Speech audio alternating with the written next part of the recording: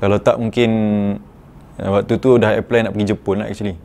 Nak sambung belajar Jepun. Tapi bila fikir balik, sebenarnya nak sambung Jepun ni setahun dah kena belajar language pula kan. Jadi kita dah mula foundation, dah satu sem dah habis lah.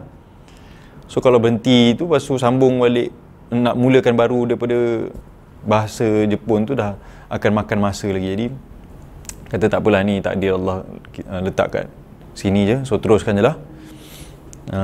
Sambunglah degree di UTP dalam bidang Electrical Electronic Engineering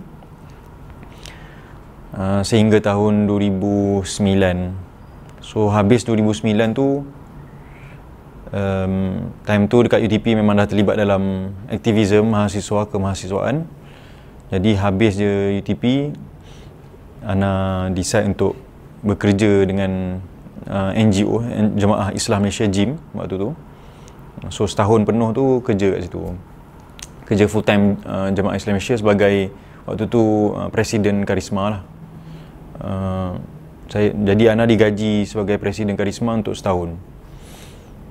Habis tempoh dengan JIM ni, Ana bagi tahu kepada rakan-rakan dalam Karisma, juga apa ni, pakcik-makcik waktu tu, Ana kata Ana nak, sebenarnya hasratnya Ana grad UTP tu, Ana nak sambung satu belajar bahasa waktu tu dalam kepala nak bahasa Arab ataupun bahasa Mandarin lah, dan nak sambung juga bidang agama sebenarnya. So bila congak kata bahasa Mandarin ni learning curve dia mungkin akan ambil masa sikit lah, jadi macam tak mungkin lama lah kan nak settlekan bahasa Mandarin ni, walaupun family ayah Ana tak cakap Mandarin. Ayah Ana pertuturan dengan keluarga dia Hokkien, tapi Ana rasa bahasa Mandarin ni satu bahasa yang penting. Tapi memandangkan macam okey, benda tu akan makan masa, jadi Ana kata okeylah, belajar bahasa Arab balik lah. Sebab Ana dah pernah experience bahasa Arab macam tadi, sekolah rendah dah kat Jordan dah.